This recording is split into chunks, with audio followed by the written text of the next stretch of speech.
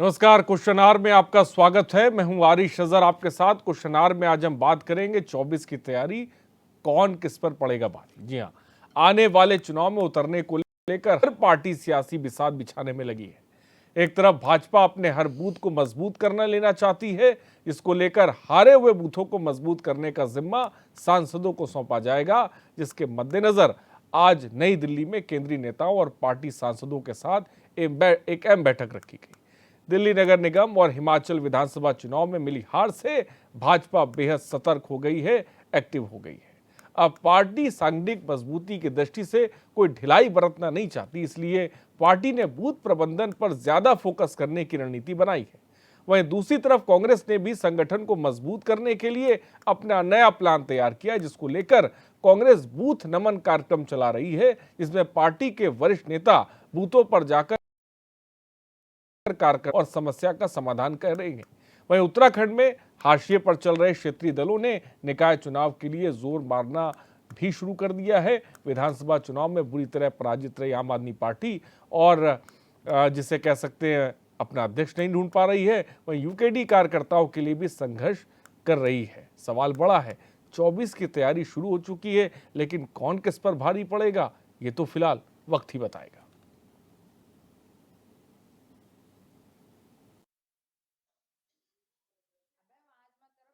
देखिए, कुछ ऐसे बूथ हैं जिसमें हम चुनाव हारे हैं, तो वो हमारे बूथों का चयन किया गया है लोकसभा के हिसाब से और विधानसभा के हिसाब से हम लोगों ने चयन किया है। उसमें हमने अपने एक कार्यकर्ता को जिम्मेदारी दी है कि उन बूथों पे जाके वहाँ समीक्षा करें, लोगों से बात करें कि क्या कारण ऐसा रहा कि हम ये बूथ हार गए। क्या हमारी सरकार की योजनाएं वहाँ तक नहीं पहुँच पाई हैं? क्या उनको हमारी योजनाओं का लाभ नहीं मिला है? ऐसा क्या कारण था जो हम वहाँ से चुनाव हारे? वो समीक्षा करने के बाद में जो रिपोर्ट आई है उस आधार पे हम वहाँ पे काम कर रहे हैं और इस बार ईश्वर का आशीर्वाद रहा तो हम वो बूथ भी जीतेंगे।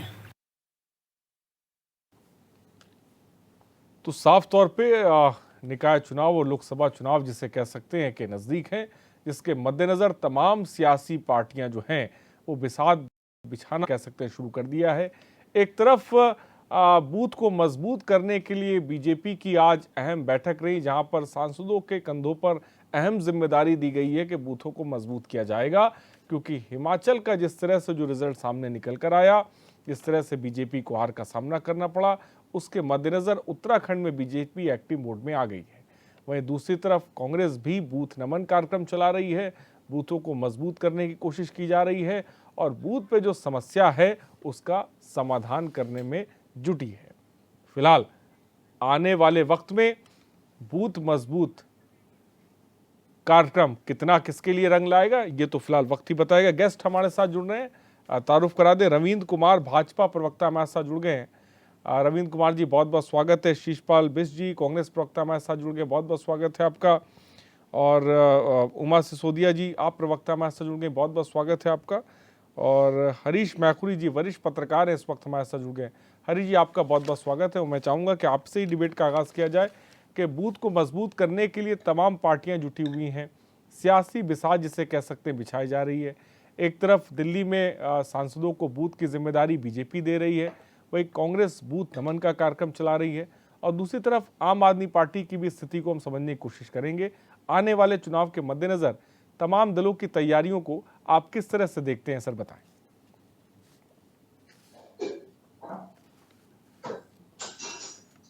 हरीश जी मेरी आवाज आप तक पहुंची? जी आ रही है। अरे जी, आप आवाज मिल रही? जी आपकी आवाज आ रही। मेरा सवाल अगर आप तक पहुंचा तो जवाब दें। जी जी, मैं ये कह रहा था, देश भर में अभी कुछ राज्यों में चुनाव हुए, गुजरात में विधानसभा के चुनाव हुए, हिमाचल में विधानसभा के चुनाव हुए और दिल्ली में नगर निगम सभाओं के चुनाव हैं वो हुए। तो गुजरात में भारतीय जनता पार्टी को फिर से अच्छा बहुमत मिला है। हिमाचल में भारतीय जनता पार्टी पीछे रही, वहां पे कांग्रेस की सरकार बनी और दिल्ली में आपके जो पार्षद हैं वो फिर से बहुमत से जीते हैं नगर निगम में और भारतीय जनता पार्टी हार गई। तो इससे तीनों पार्टियों का जहां उत्साहवर्धन हुआ कि चलो भाई दिल्ली में हमारे नगर निगम में भी आ गए हैं, आपको उत्साहवर्धन हुआ। हिमाचल में कांग्रेस जीती है तो कांग्रेस का उत्साहवर्धन हुआ और गुजरात में भारतीय जनता पार्टी ने फिर से सरकार बनाई है, तो वहां भारतीय जनता पार्टी का जलवा मौजूद है। लेकिन इससे एक सबक सभी पार्टियों को मिला कि अगर हम मेहनत करें, यदि हम मेहनत करें तो हम और अच्छा कर सकते हैं। तो इस बार के चुनाव में ये नहीं कह सकती कोई पार्टी की ईवीएम में गड़बड़ी है। इस बार की चुनाव ने एक प्रेरणा दी है सभी पार्टियों को कि भाई मेहनत करेंगे तो निश्चित रूप से, परिश्रम करेंगे तो उसका फल भी मिलता है। तो पार्टियों को इसीलिए अपने मंथन की प्रेरणा जगी है और अब वो समझ गए हैं कि जब तक हम कार्यकर्ता पे पकड़ नहीं बनाएंगे तब तक चुनाव जीतना मुश्किल है। ईवीएम का बहाना चले गया है, विकास, महंगाई, ये सारे मुद्दे तो हैं ही हैं, बेरोजगारी मुद्दा तो है ही है, लेकिन समाधान भी अब पार्टियों को प्रस्तुत करना पड़ेगा। तो उसी क्रम में सारी पार्टियां जो वोटर हैं उसको रिझाने के लिए, उसको लुभाने के लिए, उसको अपने पक्ष में खड़ा करने के लिए बूथ तक जाने की बातें कर रही हैं। और निश्चित रूप से हर पार्टी को ये करना भी चाहिए। जो लोकतंत्र है उसमें तो गेम ही आंकड़ों का है, खेल ही आंकड़ों का है। अगर आंकड़ा किसी पार्टी के पास होगा तो ना सरकार में आएगी, आंकड़ा नहीं होगा तो विपक्ष में, प्रतिपक्ष में बैठना पड़ेगा। तो इसलिए सारी पार्टियां जो हैं फिर से जुट गई हैं कार्यकर्ता तक पहुंचने के साथ ही कार्यकर्ताओं को एक प्रेरित कर रही है। भारतीय जनता पार्टी उसी क्रम में मेरा बूथ मेरा यूथ कर रही है, कांग्रेस उसी तरह से बूथ लेवल तक जाने की बात कर रही है, आप पार्टी भी इसी क्रम में जो बूथ तक पहुंचने की बात कर रही है।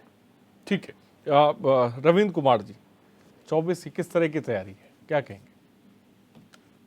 देखिए, भारतीय जनता पार्टी ये जग जाहिर है कि दुनिया की सबसे बड़ी एक दल है, पार्टी है, जिसके असंख्य सदस्य हैं और इस देश में सबसे बड़ा संगठन है, और संगठन भी माइक्रो संगठन है जो एक बूथ लेवल तक पहुंचता है। जिस प्रकार से 2022 के विधानसभा के चुनाव हुए उसमें भारतीय जनता पार्टी को एक बार पुनः उत्तराखंड की जनता ने आशीर्वाद दिया, लेकिन कुछ सीटों पे हम जो है कम अंतर से हारे, या बूथों पे कम अंतर से हारे, या हम कहीं चूक गए। ऐसे बूथों को चिन्हित करके और उन पे हम कैसे अपनी जीत को आने वाले चुनावों में सुनिश्चित कर सकते हैं, ऐसे देखते हुए हमारे प्रदेश के नेताओं ने एक बैठक करी, एक समीक्षा करी। उसमें आगामी 2024 की चुनाव को तैयारी लेते हुए जिस प्रकार से माननीय रेखा वर्मा जी जो हमारी सह प्रभारी हैं उत्तराखंड की, तो उन्होंने एक संदेश देने का काम किया। एक ऐसे जो हमारे सांसद हैं उनकी आज दिल्ली में बैठक को लेकर उन्हें बुलाया गया है। तो मुझे लगता है कहीं ना कहीं जब सांसदों को इतने बड़े पदों पे बैठे हमारे सांसदों को जब ये जिम्मेदारी मिलेगी तो कहीं ना कहीं संगठन के और लोग भी और बूथ स्तर के जो हमारे पे जो काम करने वाले लोग हैं उन्हें जरूर उत्साहवर्धन मिलेगा, और कहीं ना कहीं हम चिन्हीकरण करके हम बूथों पे क्या कर। इस दायित्व को लेकर कह रही कि ये दायित्व नहीं है, आगे जाके नेतृत्व परिवर्तन देखने को मिल सकता है, क्या कहेंगे इस पे? नहीं, देखिए, कांग्रेस ये लगा सकती है आशा कि उसका नेतृत्व परिवर्तन करने की उसको लगता है कि हो जाएगा, तो लेकिन ऐसा मुझे नहीं लगता कि हो पाएगा। कि गुजरात का आप चाहे चुनाव देख लीजिए, गुजरात में हमें जहां 50% से ऊपर का मत मिला और एक प्रचंड बहुमत की सरकार बनी। हिमाचल में आप देख लीजिए, उन्हें 42.09% मिला, हमें पूरा 42। अगर मतों में देखें तो 35,870 मतों से हम जो है चूक गए। तो इसे आप अगर ये कांग्रेस ये सपना दिख रही है, बीजेपी का ये प्लान है कि 51% तक वोट जो है लेके जाना है। बिल्कुल बिल्कुल, ये देश भर में ऐसा अभियान है कि 50% से ऊपर की पोलिंग का जो मत है, जो भी परसेंटेज कुल मतों की पड़ती है, उसमें 50% से ऊपर के मत भारतीय जनता पार्टी को मिले। और इसी ओर को रखते हुए जो है भारतीय जनता पार्टी ने अपनी तैयारी 2024 के लिए शुरू कर दी है। ठीक है, शिषपाल जी, आपकी क्या तैयारी बताएं?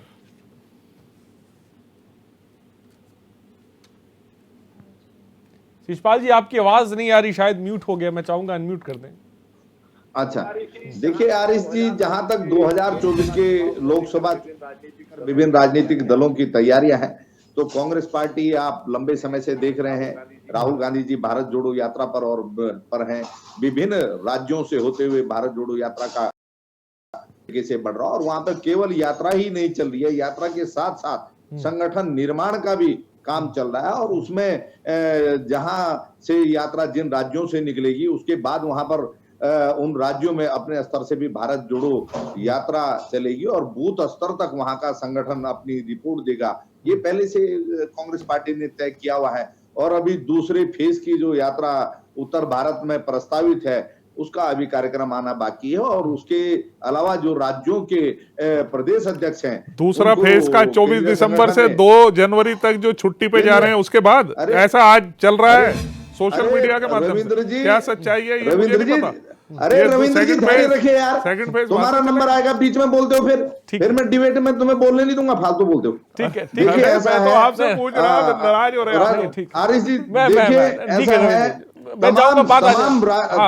तमाम राज्यों में प्रदेश अध्यक्ष अपने स्तर से संगठन की समीक्षा कर रहे हैं। और मैं जहां तक बूथ स्तर का मामला है, कांग्रेस पार्टी अपने बूथ स्तर के चुनाव राज्यों में तो निपटा चुकी है और प्रशिक्षण का कार्यक्रम है, फिर विभिन्न फ्रंटल संगठनों को एक्टिव करने की जहां तक बात है, और तमाम जो है कोई कोर कसर इस बार नहीं छोड़ेंगे। और भारतीय जनता पार्टी को शिषपाल जी, बीजेपी का भी बहुत मजबूत कार्यक्रम आज जिसे कह सकते हैं दिल्ली में चला है। सांसदों को अहम जिम्मेदारियां साफ तौर पे दी गई हैं और एक टारगेट सेट किया गया है 51% वोट प्रतिशत। क्या कहेंगे इसको लेकर? आपके पास तो फिर कुछ आएगा नहीं।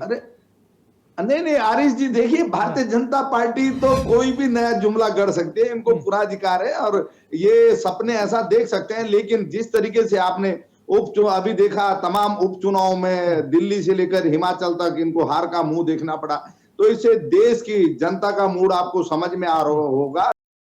जैसे बेरोजगारी और सामाजिक सौहार्द के मामले पे, विकास के मामले पे इन्होंने देश को पीछे धकेलने का काम किया है। ऐसा तो नहीं, तौर पर ऐसा तो नहीं है शिषपाल जी, प्रयास करेगी। शिषपाल जी, ऐसा तो नहीं हिमाचल जीतने के बाद कुछ ज्यादा खुश हो गए हैं?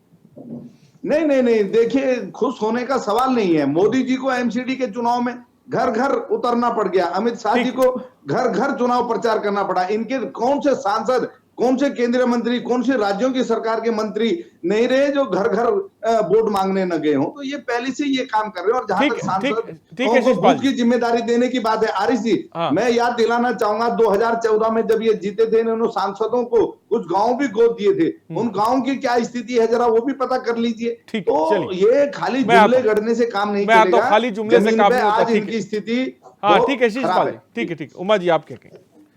आम आदमी पार्टी की क्या तैयारी है? क्योंकि अभी तो आम आदमी पार्टी एक चेहरा ही नहीं ढूंढ पा रही है कि किसको लेकर आगे चुनाव, निकाय चुनाव या लोकसभा चुनाव में आगे लेके जाएगी। देखिए, आपका प्रश्न बिल्कुल जायज़ है, बिल्कुल वाजिब है। और मैं सबसे पहले तो आम आदमी पार्टी उत्तराखंड के बारे में ये कहना चाहूँगी कि इस समय पूरा आम आदमी पार्टी उत्तराखंड का संगठन और कार्यकर्ता लगातार दिल्ली और गुजरात के चुनाव में बिजी थे।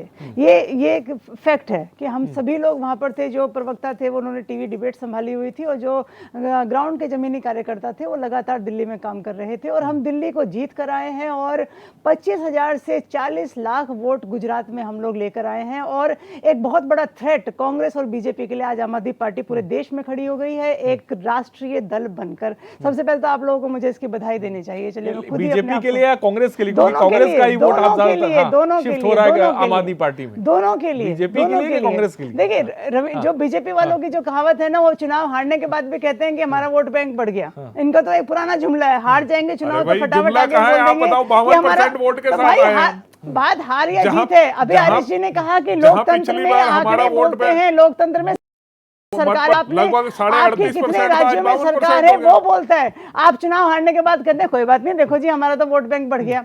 लेकिन उत्तराखंड में कैसे वोट प्रतिशत बढ़ाएगी आम आदमी पार्टी? अपनी इज्जत बचाने के लिए खिसियानी बिल्ली खंबा नोचती है, तो बीजेपी की हालत इस बार हम लोगों ने उत्तराखंड में कैसे आम आदमी पार्टी बढ़ाएगी? वे संगठन पे कमजोर है, चेहरा कोई है नहीं, कैसे चीजों को लेकर आगे बढ़े? देखिए, बहुत सारी चीजें हमारे बारे में कही गई, आम आदमी पार्टी कमज़ोर है, हम लोग चुनाव हार गए। मैं फिर से कहना चाहूँगी, एक 10 साल पुरानी पार्टी आज मुकाबले में है 137 साल पुरानी कांग्रेस और 90 साल पुरानी जनसंघ से निकली हुई बीजेपी की। आप ये देखिए 10 साल में हमारी जो प्रोग्रेस है उसको आप देख लीजिए, क्या कांग्रेस या बीजेपी दोनों में से किसी ने उतनी प्रोग्रेस करी जो आम आदमी पार्टी ने 10 साल में करी है? 2 राज्य में हमारी सरकारें हैं, हम लोग आज एक प्रमुख विपक्ष के रूप में देश की जनता के सामने हैं। अरविंद केजरीवाल वो चेहरा है जिस पर कि लोग भरोसा करते हैं। यानी हमने कांग्रेस को हटाया, वहां से दिल्ली से हटाया कांग्रेस को, और बीजेपी को जो पिछले 15 साल से काबिज थी एमसीडी में, जबकि आपके 17 राज्य के मुख्यमंत्री वहां थे, सारे सांसद वहां थे, प्रधानमंत्री जी पर्चे बांटते रह गए थे बीजेपी एमसीडी के चुनाव में, सिर्फ वही नहीं उतर पाए पर्चे बांटने के लिए। उसके बावजूद हमने आप लोगों को हराया। तो बहुत बड़ा थ्रेट आज कांग्रेस और बीजेपी के लिए आम आदमी पार्टी है। और मैं कहना चाहूंगी लड़ो यार, लोकतंत्र ठीक है। शिषपाल जी क्या कहेंगे इस पर आप, क्योंकि आम आदमी पार्टी जो कह रही है कि भाई कांग्रेस को हटा के रहेंगे, ऐसा लग भी रहा है गुजरात में भी दोनों को हटाएंगे। मैं तो दोनों की बात कर रही हूँ। कांग्रेस का साफ तौर पे जो वोट, देखिए दोनों हटेंगे। एक टाइम आएगा, आज से 10 साल बाद इसी डिबेट में बैठ के बोलूंगे कि दोनों हटेंगे। चलिए उम्मीद करते। शिषपाल जी जवाब दें इस पे, फिर मैं आगे बढ़ता हूं। बिल्कुल सही कह रही हैं उमा जी, क्योंकि इनका मिशन और इनकी लड़ाई केवल कांग्रेस पार्टी के साथ है। और ये पता है शिषपाल जी, मैं यही सोच रही थी कि ये बयान कांग्रेस की तरफ से कब आएगा। नहीं, सरकार दोनों बनाएंगे, एक दूसरे के पक्ष में खड़े हो रहेंगे। हरी जी, ये गुजरात के रिजल्ट से देख लीजिए, 85 विधानसभा क्षेत्रों में कांग्रेस पार्टी उतने वोट से हारी जितने वोट आम आदमी पार्टी को मिले हैं। तो ये तो भारतीय जनता पार्टी के लिए रास्ता बनाने का काम करते हैं। ये भारतीय जनता पार्टी के एजेंडे पर उन्हीं की रणनीति से रास्ता बनाने का नहीं, ये तो रास्ता बिगाड़ने का काम शिषपाल जी हो रहा है। देखिए राहुल जी साउथ में घूम रहे हैं, गुजरात में चुनाव है, राहुल जी साउथ में घूम रहे हैं। राहुल जी को गुजरात का रास्ता नहीं पता कि गुजरात किस तरफ को जाना है, हिमाचल का रास्ता नहीं पता। उमा जी आंकड़े झूठ नहीं बोलते, आंकड़े झूठ नहीं बोलते हैं, आंकड़े झूठ नहीं बोलते। आप डाटा मंगा लीजिए, आप डाटा मंगा लीजिए। अगर मैं झूठ बोल रहा हूँ, आप भारतीय जनता पार्टी के लिए चुनाव लड़े, इसको हराने के लिए चुनाव लड़ रहे हैं। जब आपका शीर्ष नेतृत्व कमजोर है तो आप लोग नहीं जीत सकते। आपका मकसद, ठीक है, चलिए शिषपाल जी, आपका मकसद केवल कांग्रेस पार्टी को रोकना, भारतीय जनता पार्टी को जिताना है। निकलते नहीं है। पूरा देश समझने लग गया है। पूछिए कि प्रियंका मैडम ने कितनी रैलियां की है गुजरात में, जरा पूछिए ना, आंकड़े पूछिए इनसे कि कितनी रैलियां प्रियंका जी ने की, कितनी राहुल जी ने की, कितनी सोनिया जी ने की। आपके पास ये 3 लीडर है और ये 3 के 3 लीडर अपने एसी कमरों से बाहर नहीं निकले दिल्ली से। हाँ वो उमा जी कह रही है, नहीं शिषपाल जी, उमा जी कह रहे हैं आपकी जो बड़ी लीडरशिप वो रैलियां नहीं कर रही, बूथ कैसे मजबूत करेंगे आप? नहीं वोट कैसे मिलेगा? वोट कैसे ना, अपने कार्यकर्ता पर हमें भरोसा है। हिमाचल भी तो कांग्रेस के कार्यकर्ता ने चुनाव जिता के दिया है। यानी कि आपके बड़े कांग्रेस पार्टी स्थानीय लीडरशिप इतनी मजबूत है, ठीक है, जुमले देने का काम कांग्रेस पार्टी का नहीं है। कांग्रेस ठीक है शिषपाल जी, बात में पोलराइजेशन, शिषपाल जी मैं आऊंगा ठीक है, केंद्रीय सत्ता के बल पर और धन बल के बल पर ये चुनाव को प्रभावित कर रहे हैं। कांग्रेस पार्टी ऐसा नहीं करती है। बहाने प्लीज छोड़ दीजिए, कुछ अच्छा बोलिए भाई। ये बहाने बहुत पुराने हो गए कांग्रेस के कि हम बीजेपी की बी टीम है, हम बीजेपी की बी टीम है, कुछ नया बोलिए। ठीक है, रविंद्र कुमार जी, देखिए आपने इन दोनों को सुना, ये एक दूसरे के ऊपर इल्जाम लगाते रहेंगे। देखिए सरकार मिलके ये बनाएंगे, एक दूसरे की लाइन पे ये चलेंगे। आप देखिए, वैसे तो इनका मामला, इनका अंदरूनी मामला है, चाहे कांग्रेस हो या आम आदमी पार्टी हो, ये दोनों इस सिक्के के एक दूसरे के पहलू हैं, हेड एंड टेल है। अब अगर आज भारतीय जनता पार्टी ये कहने लग जाए, देखिए मेरा कोई इस बयान को मैं आम आदमी पार्टी की तरफ को लगेगा, आप लगाएगा, हम ये कहने लग जाए कि अगर कांग्रेस खड़ी ना होती दिल्ली में तो हम तो आपको डिफीट कर देते, 9 सीटें आई कांग्रेस की वहां। अगर ये ना होते खड़े तो हम तो पूरा का पूरा वहां जीत जाते हैं। ये बात जो रविंद्र जी कह जा रही कि हिमाचल हारने के बाद बीजेपी एक्टिव मोड में आई है, क्या आपको नजर आया कि क्या खामियां रही, क्या रही जिसकी वजह से हार का मुंह देखना पड़ा? देखिए इस पे बिल्कुल समीक्षा हो रही है और हम बहुत कम मार्जिन से हारे हैं। चाहे दिल्ली का एमसीडी हो, एमसीडी भी हमारा मार्जिन बहुत कम रहा है, प्रतिशतों में भी और सीटों में भी। लेकिन कहीं ना कहीं जहां हमारे में इसको लेके कमी है, कहाँ हम चूक गए, क्या हमारे कमी रह गई, तो उसको लेके समीक्षा हो रही है। और दूसरी बात, मैं एक अपनी बहन हमारी साथी प्रवक्ता उमा जी की बात का जवाब दूंगा। इन्होंने कहा कि दिल्ली एमसीडी चुनाव में 17 मुख्यमंत्री लगा दी। भाई हमारे पे 17 हैं तो 17 ही लगेंगे। आप पे 2 थे, आप दोनों लगे फिर रहे थे। आप भी तो दिल्ली में घूम रहे थे, चाहे वो हमारे पंजाब के मुख्यमंत्री हो, और गुजरात में तो मैंने देखा वो अकेले घूम रहे थे। गुजरात के मुख्यमंत्री जीप में खड़े होके खुद ही आवाजें मारते फिर तो देखिए ना, हमारे पास नेता है और नेता सड़क पे चलने के लिए, हमारे लिए जो राजनीति है वो प्रोफेशन नहीं है। आपको अगर मुद्दों की तरह नजरिए से देखा जाए तो क्या आपको लगता है कि जमीनी मुद्दे काम कर रहे हैं या राष्ट्रीय मुद्दे जो है वो काम कर रहे हैं? किस तरह से इस चुनाव को आप देखते हैं और इसका रिजल्ट किस तरह से देखते हैं? क्या आने वाले चुनाव में, उत्तराखंड की हम बात करें, निकाय चुनाव आ रहे हैं, तो क्या लगता है इन छोटे चुनाव में भी क्या बड़े मुद्दे, राष्ट्रीय मुद्दे असरदार हो सकते हैं? हरीश जी, तो हरीश जी तो शायद मेरी आवाज नहीं पहुंच पा रही है। हरीश जी, क्या मुझे सुन पा रहे हैं आप? हाँ ठीक है, शायद मुझे लग रहा है उन तक आवाज नहीं। शिषपाल जी क्या कहेंगे आप? जी, जहां तक आप मुद्दों की बात कर रहे हैं, आज देश के अंदर जिस तरीके से महंगाई और बेरोजगारी का मामला एक बहुत बड़ा मामला है, जिस प्रकार से भारतीय जनता पार्टी की सरकार ने सरकारी परिसंपत्तियों को नीलाम करने का काम किया, और आज सामाजिक सौहार्द के मोर्चे पे आप देख रहे हैं कि देश के अंदर एक बड़ी बहस छिड़ी हुई है कि आज जो है, आज हम जो अपने लोकतांत्रिक ने और देश में संविधान और लोकतंत्र आप कौन से मुद्दों को लेकर आगे बढ़ेंगे? जमीनी मुद्दों को लेकर या बहुत? नहीं, यार राष्ट्रीय स्तर पे ये सारे मुद्दे मैं आपको गिना रहा हूं, और जमीनी स्तर पर जिन राज्यों में जहां के जो स्थानीय मुद्दे हों, निश्चित तौर पर उनको लेकर के चलेंगे। उत्तराखंड के अगर आप मुद्दे मेरे से सुनना चाहते हैं तो उत्तराखंड में आप देख लिए जिस प्रकार से आज यहाँ पर कानून व्यवस्था की स्थिति लचर बनी हुई है। कानून व्यवस्था के मोर्चे पर पार्षद थोड़ी ना चुने जाते हैं शिषपाल भाई। कानून व्यवस्था पर कानून जो मुद्दे नगर निगम के होंगे, तो मुद्दे नगर निगम के होंगे ना। मुझे तो लगता है अरे धैर्य रखिए ना उमा जी, अरे धैर्य रखिए आप। धैर्य रखे हुए हैं भाई हम तो। नहीं तो आपको क्या परेशानी है? मैं आपकी डिबेट में भी बोलूं, मतलब आप ही चाह रही हैं। चलिए मैं आऊंगा, मैं आऊंगा, मैं शिषपाल जी आऊंगा। हरीश जी हमारे साथ जुड़ गए। हरीश जी, क्या मेरी आवाज आप तक पहुंची? हरीश जी, ठीक है, शिषपाल जी मैं आऊंगा। यहाँ पर जो है केवल समझौते का प्रयास करता, बेटे की जान जाएगी क्या नगर निगम में बनेगा? ठीक है शिषपाल जी, चलो मैं के साथ यहाँ पर बलात्कार हो रहा है, क्या वो शिषपाल जी? ठीक है, बात आ गई मेरी। आज तमाम चीजें हैं, और आज जिस प्रकार से ठीक है, हरीश जी तक आवाज पहुंचे। 1,500 करोड़ रुपया पानी में बह गया, और आज शहर की स्थिति की जो दुर्दशा बनी हुई है। हरीश जी, क्या मुझे सुन पा रहे हैं?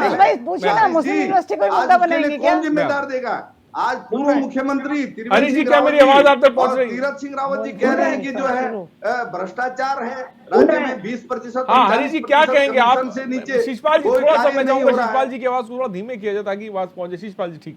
हरीश जी, क्या लगता है आपको, पिछले 2 चुनाव गए और आने वाले उत्तराखंड के चुनाव की अगर हम बात करें तो आपको लगता है कि जो राष्ट्रीय मुद्दे हैं वो भी कहीं ना कहीं असरदार होने वाले हैं जमीनी मुद्दों के अलावा? आरिफ जी, उत्तराखंड में 2 चुनाव अब होने वाले हैं। एक तो स्थानीय निकाय और पंचायतों के, और दूसरा 24 में लोकसभा के। तो मतलब प्रैक्टिकली की भारतीय जनता पार्टी के जो कार्यकर्ता स्तर पर इसकी बैठक की तैयारियां तो इन्होंने शुरू कर ही दी हैं, और अन्य पार्टियों का अभी तक जो सोशल मीडिया के माध्यम से अनुसंधान हुआ है, इस तरह का तैयारी अभी मतलब दिखती नहीं है, प्रैक्टिकली दिखती नहीं है। कोई अंदर कोई पार्टी की रणनीति बन रही हो तो वो अलग बात है, लेकिन सोशल मीडिया पे जो देखने में आ रहा है वो भारतीय जनता पार्टी ने कार्यकर्ताओं को अपने एक्टिव कर दिया है लोकसभा चुनाव के लिए खासकर। और लोकसभा इनका वो और मरो का मतलब उस लेवल का है, उसी की सांसदों की आज सांसद लेवल पर भी उस तरह की बैठक दिल्ली में भी आयोजित की गई है। और हर पार्टी को करना चाहिए, क्योंकि अभी उत्तराखंड में 2 चुनाव मतलब आने वाले हैं। एक तो स्थानीय निकाय के और पंचायतों के तो आने ही वाले हैं। उसके अलावा 24 में लोकसभा के चुनाव हैं।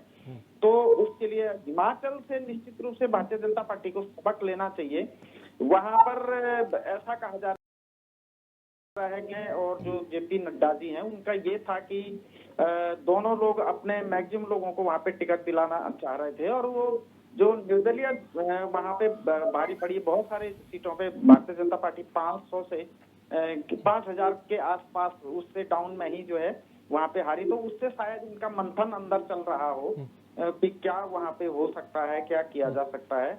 उससे सबक ये निश्चित रूप से इनको गहरा आघात लगा है वहां हिमाचल के चुनाव में। गुजरात में इनको करीब पहले से ज्यादा मत मिले हैं और अच्छा खासा मत मिला है।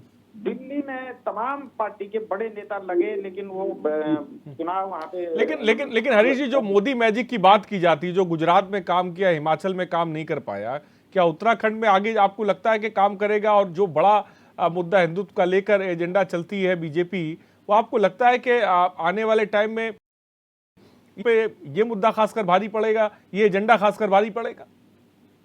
नहीं, देखिए, अगर विकास के काम है, बेरोजगारी के सवाल पे, और जो महंगाई का मुद्दा है वो भी निश्चित रूप से मुद्दा बनेगा। और लेकिन ये तमाम चीजें गुजरात में तो नहीं टिक पाई ना, वो तो मोदी मैजिक काम कर गया वहां पर, वो तो तमाम चीजें नहीं टिक पाई उसके आगे। तमाम ऐसे मुद्दे थे गुजरात के भी जो मुझे लगता है नहीं जिसे कह सकते उठ पाए। नहीं, गुजरात जो है वो पिछले 30 वर्षों में इंडस्ट्रियल कैपिटल बन चुका है देश का, जहाँ पे बेरोजगारी और महंगाई जो है वो मुद्दा नहीं हो सकती है। वो इसलिए नहीं हो सकती, इंडस्ट्रियल कैपिटल है। वहाँ का जो कच्छ का बंजर इलाका था, वहाँ पे पिछले 30 सालों में अच्छी खासी नहरें बन गई है, अच्छी खासी खेती हो रही है। नमक का वहाँ पे बहुत अच्छा, मतलब कई तरह की नमक की वहाँ पे फैक्ट्रियां हैं। पूरे देश के लिए गुजरात नमक सप्लाई करता है। उसके अलावा गुजरात में अभी काफी बड़े लेवल पे लग गई है। उसके अलावा इंडस्ट्री वहाँ पे तमाम साड़ियों का व्यवसाय वहाँ पे पनपने लग गया है, अच्छा खासा साड़ी का व्यवसाय वहाँ पे होने लग गया है, कपड़ों का व्यवसाय होने लग गया है। तो गुजरात में महंगाई और बेरोजगारी इसलिए मुद्दा नहीं है। लेकिन उत्तराखंड में तो है। उत्तराखंड के 8 जिलों में एक भी औद्योगिक इकाई पिछले 20 सालों में, पहले तो नहीं लगी थी, अब भी नहीं लगी है पिछले 20 सालों में। यहाँ पे कांग्रेस की सरकार रही 10 साल, भारतीय जनता पार्टी की सरकार को 12 साल हो गए, 22 साल उत्तराखंड को बने हुए हो गए। पूरे पहाड़ में एक उद्योग नहीं लगे हैं। अब थोड़ा सा जो 4 धाम विकास परियोजना बन रही है, रोड बन रही है, रेलवे लाइन पे काम चल रहा है, उससे यहाँ पे जो एम्प्लॉयमेंट जनरेट होगा वो होगा पर्यटन के क्षेत्र में। लेकिन आज ही मुझे बहुत ही मतलब आश्चर्यजनक खबर लगी, जो प्रधानमंत्री मोदी के ड्रीम प्रोजेक्ट के विपरीत है। वो ये है कि जो ये 4 धाम रेल परियोजना थी, जिसको गंगोत्री, यमुनोत्री, बद्रीनाथ, केदारनाथ तक, हाँ ठीक है, तो उसकी जो फिजिबिलिटी है वो टेस्ट में वो विदेश की कोई कंपनी कर रही थी, उसको 2 करोड़ का उसको मतलब एरियल सर्वे के लिए दिया गया था। तो उन्होंने कहा है कि वो लाइन बद्रीनाथ ना जाके सिर्फ पीपलकोटी तक जो है वो फिजिबिलिटी उसकी निकल के आ रही है। तो वहां से आगे क्या हो सकता है ये देखना पड़ेगा। ठीक है। हाँ ठीक है हरीश जी, आपकी बात आगे मैं आऊंगा आपके पास। लेकिन रविंद्र जी, ये जो मोदी मैजिक की बात कही जाती है, जो गुजरात में चला, मुद्दों से बड़ा कहते हैं कि ये मैजिक ऐसा हो जाता है कि गुजरात में तो चला, हिमाचल में नहीं चला, उत्तराखंड में चलने की उम्मीद की जा रही है। बूथ लेवल पे तो काम किया जा रहा है, जिसको लेकर बैठकें चल रही हैं, तमाम बड़े बड़े नेता और सांसदों के हवाले बूथ किया जा रहा है। लेकिन क्या ऐसा नहीं लगता है कि मोदी मैजिक के सहारे ही बीजेपी अब चल रही है? नहीं हरीश जी, देखिए बिल्कुल आज माननीय मोदी जी पूरी दुनिया के लिए लोकप्रिय नेता के रूप में उभरे हैं। और देश में तो पिछले 8 साल से जिस प्रकार से माननीय मोदी जी ने काम किया, उसको लेके जो विपक्ष के भी लोग हैं कई बार प्रशंसा करते सुने गए। देखिए खाली मोदी मैजिक से काम नहीं चल रहा। अब मोदी जी ने जो डिलीवर किया है, जो भारतीय जनता पार्टी की सरकारों ने डिलीवर किया है लोगों के लिए, उनकी उन्नत जीवन के लिए, सड़क हो, रेलवे कनेक्टिविटी हो, हवाई कनेक्टिविटी हो, हर जिले में एम्स की हो, हर जिले में यूनिवर्सिटी हो, तो ऐसे प्रोग्रामों को लेके जिस समय हम आगे बढ़ते हैं, वो लोगों को कहीं ना कहीं उन्हें दिखता है कि हाँ कि जो वादे किए थे वो काम धरातल पे हुए हैं। आप लगाइए 2014 से पहले इस देश के अंदर 2 मोबाइल कंपनियां थी जो काम करती थी मोबाइल बनाने का। आज 250 से ऊपर की इंडस्ट्री है जो देश में, क्या वहां रोजगार नहीं लगे? और दूसरी बात, मैं एक बार बार मुद्दा हमारे शीशपाल जी उठाते हैं कि लोकतंत्र खत्म हो गया, लोगों के मानव अधिकार खत्म हो गया। मैं इनको याद दिलाना चाहूँगा, आप J&K इसका सबसे ज्वलंत उदाहरण था इनके सामने पूरे देश के आगे। ना तो वहाँ पे औरत के लिए न्याय था, ना वहाँ पे अनुसूचित के लिए न्याय था, ना वहाँ पे जो लोग थे वोटर उनके लिए न्याय था। वहाँ कानून चल, हाँ किसी को ना तो रिजर्वेशन अनुसूचित को मिलता था, तब कहाँ था भाई लोकतंत्र खतरे में, तब कहाँ था दलित खतरे में। महिला को उसका अधिकार नहीं मिलता था, अगर कोई महिला वहां की रहने वाली बाहर शादी कर ले तो उसको उसकी प्रॉपर्टी का राइट छीन लिया जाता है। भाई कहाँ था संविधान आपका? आप जिस प्रकार से झूठ बोलने का काम कांग्रेस लगातार है, और ये नहीं खाली शीशपाल जी तो मेरे भाई हैं, इनके ऊपर से लेके नीचे तक के नीचे, तो लोगों को समझ आता है। आज सोशल मीडिया का जमाना है, लोग उठा के हमारे बोले हुए एक एक बयान को चेक कर लेते हैं, उसके फैक्ट को चेक करते हैं और फिर उसके बाद हमारे पे हंसते हैं कि अरे यार ये तो झूठ बोल रहा है चैनल पे बैठ के। तो ऐसा नहीं है, हमारे को बहुत सोच समझ के बोलना चाहिए, और फैक्ट चेक जो है आज का युवा पीढ़ी जो है वो तुरंत कर रहा है। आज क्यों लगातार इनकी असफलता पे, इसका कारण यही है कि जब तक ये अपना विजन नहीं दिखाने के, लोकतंत्र खतरे में आ गया, बेरोजगारी हो गई, लोकतंत्र खतरे में आ गया, महंगाई हो गई। अरे भैया, आप जब तक फैक्ट पे नहीं आने के तब तक आपको सफलता नहीं मिलने की। शिशपाल जी जवाब दें, मैं फिर उमा जी के पास जाता हूं। देखिए आरिश जी, अब भारतीय जनता पार्टी के प्रवक्ता कह रहे हैं कि J&K में ये, J&K में ये 2 दिन ही हुए हैं अभी लोकसभा में। कल ही तुम्हारे वहां पर आंकड़े दिए गए हैं लोकसभा में कि J&K की आज क्या स्थिति है। लगातार वहां पर हत्याएं हो रही हैं, कानून व्यवस्था की स्थिति वहां पर संभल नहीं रही। आप देश से झूठ बोलने का काम कर रहे थे। आज वहां दूर संचार कनेक्टिविटी से आपने कितने समय तक देश से उसको काटे रखा, लेकिन कब तक आप वहां की सच्चाई को दबाने का काम करेंगे। और जहां तक आप लोकतंत्र की बात कर रहे थे, 9 राज्यों में आपने सरकारें गिराई हैं, चुनी हुई सरकारें लोकतंत्र की। फैक्ट अगर चेक करने वाला आज युवा तो ये सब चेक कर रहा है। जिस प्रकार से आज देश के, अरे भाई पूरे 74 में बंधक बना लिया था देश को, इमरजेंसी भूले नहीं है, आप इमरजेंसी भूले नहीं है भाई। शिशपाल जी आप बता रहे लोग, शिशपाल जी एक तरफ बूथ नमन का कार्यक्रम आप चला रहे हैं, शिशपाल जी एक तरफ बूथ नमन का कार्यक्रम आप चला रहे हैं, लेकिन दूसरी तरफ हम ये देख रहे हैं कांग्रेस के कई बड़ी बीजेपी का दामन था, बीजेपी में शिफ्ट हो रहे हैं। इसको लेकर क्या कहेंगे? इस स्थिति को कैसे कंट्रोल करें? आरसी देखिए, लोकतंत्र के अंदर जो अगर विचारधारा से जिसका मोह भंग हो जाए और जिसे सत्ता की राजनीति करनी है, जिसे लालच की राजनीति करनी है, ऐसे लोग पार्टी भी छोड़ते हैं। और राहुल गांधी जी ने स्पष्ट तौर पे कहा है ये तब हो रहा है जब सबसे बड़ा आंदोलन चल रहा है। ये तब हो रहा है समय में, नहीं शिशपाल जी, ये तब हो रहा है जब सबसे बड़ा आंदोलन राहुल गांधी की भारत जोड़ो यात्रा चली, सबसे बड़ी, ये तब हो रहा है। अरे जी क्यों हंसी दिलवा रहे हैं? हमने कहा ना, जो व्यक्ति अवसरवादी होगा, जो संघर्ष से भाग रहा है, जिसका विचारधारा से मोह भंग हो गया, ऐसे लोग अच्छा है कि दल छोड़ के चले जाएं। उनकी जरूरत नहीं है इस समय संघर्षशील कार्यकर्ता की, विचारधारा के प्रति जिसका कमिटमेंट है, ऐसे कार्यकर्ता की पार्टी को जरूरत। ऐसे लोग अगर खुद ही जो मृतप्राय हो चुके हैं, जो संघर्ष से आज सामना नहीं कर पा रहे हैं, जो आज अगर ऐसे समय में जब देश में महंगाई और बेरोजगारी चरम पर है, ठीक है शिशपाल जी, मैं जाऊंगा उमा जी की बात है। उमा जी बोले। पार्टी लगातार अलोकतांत्रिक फैसले ले रही है, ऐसे समय में जो कार्यकर्ता पार्टी के साथ खड़ा है और संघर्ष के साथ खड़ा है, उसका स्वागत है। बिल्ली के भाग से आप हिमाचल में जीत गए, कांग्रेचुलेशन दे रहे हैं इतनी देर से, थोड़ा हमारी भी चलने ले दीजिए।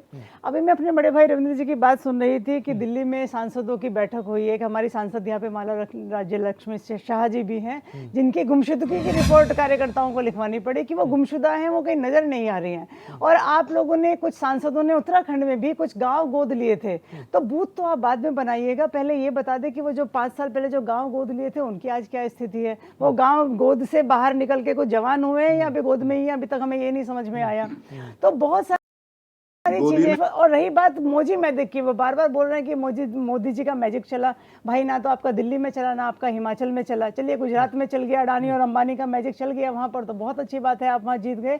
लेकिन आप उपचुनाव में भी नहीं चला, आप यूपी में भी नहीं चला पाए, ना आप दिल्ली में चला पाए, ना आप हिमाचल में चला पाए। तो ये जो मोदी मैजिक के रास्ते में आप प्रधान का चुनाव भी जीतने की आपकी जो तैयारियां होती है ना, वो अब उसका जो एक जो गुब्बारा था मोदी मैजिक का, वो अब फूट चुका है, फूटने लगा है। जनता को वाकई में समझ में आने लगा है। आज सोशल मीडिया का जमाना है और ये हथियार आज आपके ही गले पर उल्टा पड़ने वाला है कि सोशल मीडिया जिस पे आपने मोदी जी के बड़े बड़े आप लोग व्हाट्सएप जो यूनिवर्सिटी के जो मैसेजेस आते थे, आज जनता ये समझती है, पढ़ा लिखा युवा ये समझता है कि ये चार जो एक दिन में जो 4 प्रोग्राम होते हैं और चारों प्रोग्राम में जो कपड़े बदले जाते हैं वो सारा युवा देखता है। हर एक को रविंद्र कुमार जी, क्या मोदी मैजिक गुब्बारा फूट चुका है?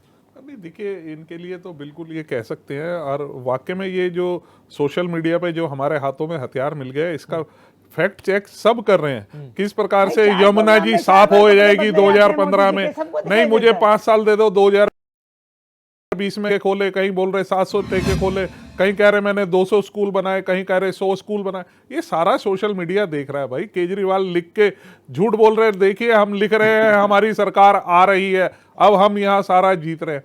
तो ये सारी चीजें लोगों को समझ आती हैं, लोगों को दिखाई दे रहा है। और कुछ नहीं है, आप ज्यादा खुश होने की जरूरत नहीं है। उसके बावजूद भारतीय देखिए रात को सपने आते हैं अरविंद केजरीवाल जी के। देखिए, सपने आते हैं, आप लोगों की नींदें हम लोगों ने हराम की हुई हैं कि सपने कांग्रेस किसको तो खत्म आते कर हैं? दिया, ये जो नया देखिए, सपने जो तो राजनीतिक आजकल दल वाकई में है, केजरीवाल जी पूरे को आ रहे देश हैं, में मनीष पैदा हो सिसोदिया रहा है। को आ रहे हैं, उन्हें तिहाड़ जेल के, और सत्येंद्र जैन जी बिल्कुल इंतजार कर रहे हैं। उनने कहा भैया कोई नहीं, मैं तो आराम से हूँ, अभी कोई ना कोई फिर आने वाला है। सीबीआई के उस अफसर के बारे में सोचिए जिसने आत्महत्या करी थी कि अरे मनीष भाई, सिसोदिया को आप फंसाओ आज आप लोगों ने बेल इतना एप्लीकेशन प्रेशर डाला वापिस कि ले ली CBI के सत्येंद्र उस जैन ऑफिसर ने। उन्होंने कहा भाई मैं नहीं ले रहा बेल।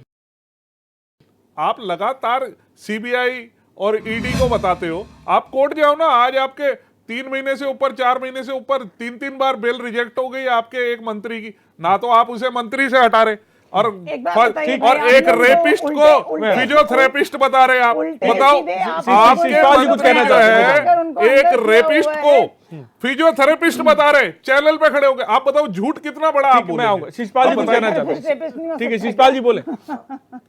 आप बताओ, आप भी बता रहे एक रेपिस्ट फिजियोथेरेपिस्ट, आप इतने बड़े संस्थान देश के अंदर फिजियोथेरेपिस्ट का बेइज्जती कर रहे हैं। अगर गूगल पर फैक्ट चेक कर रहे हैं तो बेरोजगार नौजवान आज ये भी चेक कर रहे हैं कि 2 करोड़ रोजगार का वादा किसने किया था, 15 लाख रुपए हर खाते में आएंगे, ये वादा किसने देश से किया था, 35 रुपए का पेट्रोल मिलेगा, डीजल मिलेगा। अरे भाई, 52 चुनाव हार गए आप, यही कहते कहते कुछ नया बताओ। जिसने कहा था कि 52 चुनाव देश में हर किसी के पास घर होगा, वो सारा फैक्ट चेक होगा ना। तो आज आपके झूठ की पोल खुल रही है, आपके जुमले जो है इतने निकृष्ट किस्म के निकले, वो देश का बेरोजगार नौजवान और देश का आम आदमी समझ रहा है। तो उस गूगल को वो भी चेक करेगा, केवल भाजपा वाले चेक थोड़ा ही ना करेंगे, आपका कैडर ही चेक नहीं करेगा। तो आज अगर आरसी 2014 से पहले के इनके भाषण ही अगर सोशल मीडिया पे चल रहे हैं, उससे इनको परेशानी हो रही है। सोशल मीडिया पे सबसे ज्यादा प्रतिबंध भारतीय जनता पार्टी की सरकार इसलिए लगा रही है कि ये दांव उल्टा इनको पड़ रहा है।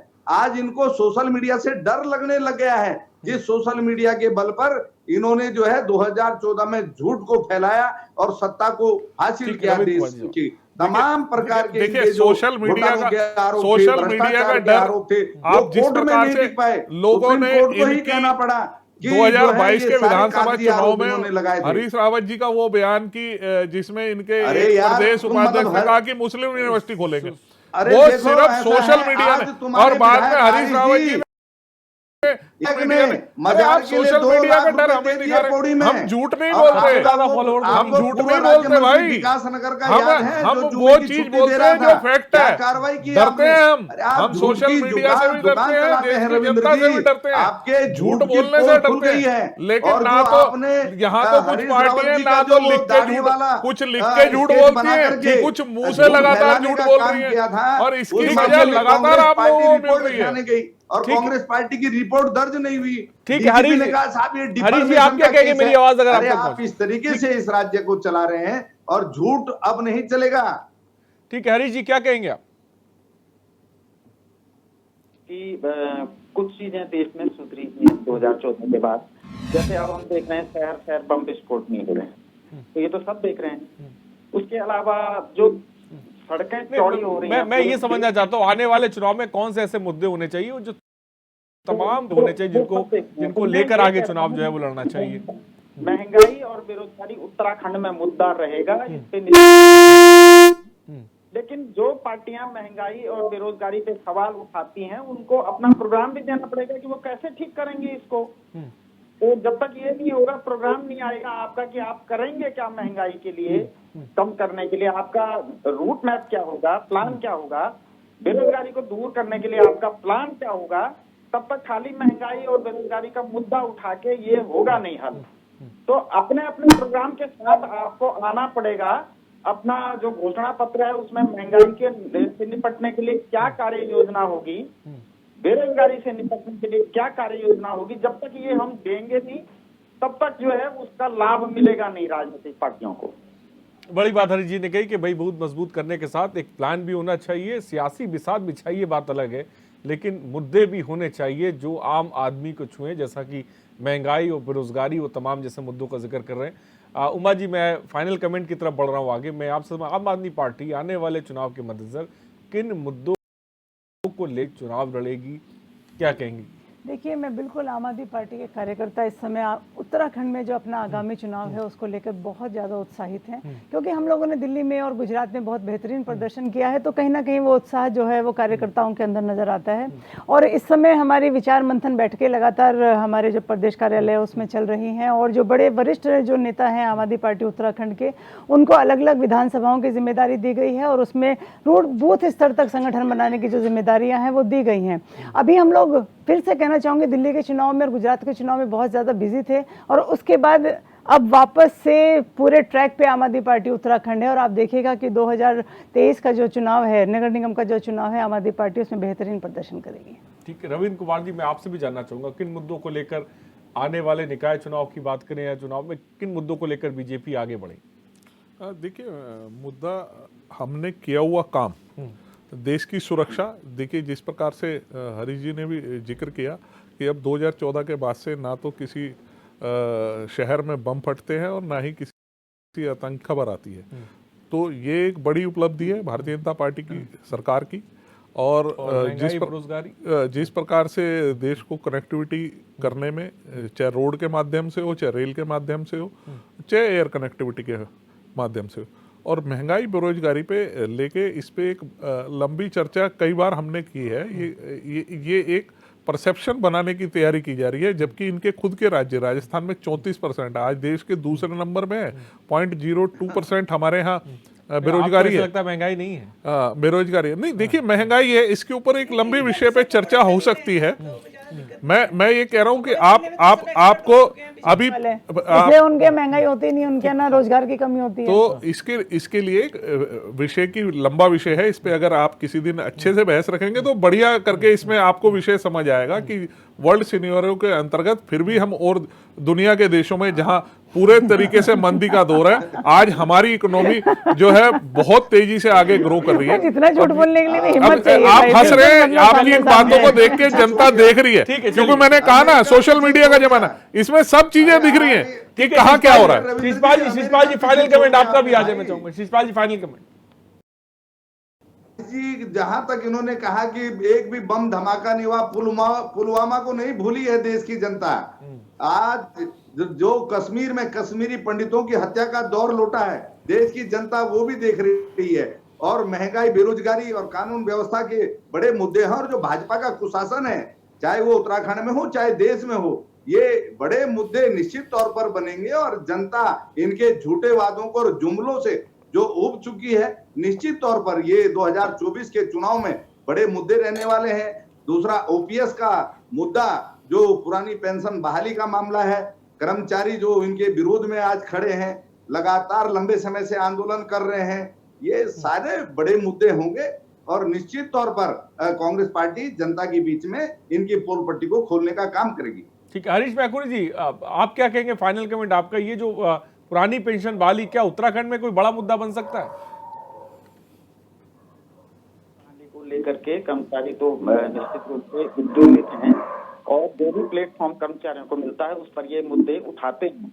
निश्चित रूप से इस पर सरकार को समीक्षा करनी है। पेंशन अगर भाई हमारे जनप्रतिनिधियों को केवल साल सेवा प्रदान करने के बदले पेंशन है, तो जो कर्मचारी 26 साल तक सर्विस कर रहा है, 35 साल सर्विस कर रहा है, कुछ ना कुछ उसको जरूर देने जब बहुत ना आवे तो कुछ तो दें, इस पर निश्चित रूप से सभी पार्टियों को सम्मिलित विचार करना ही होगा।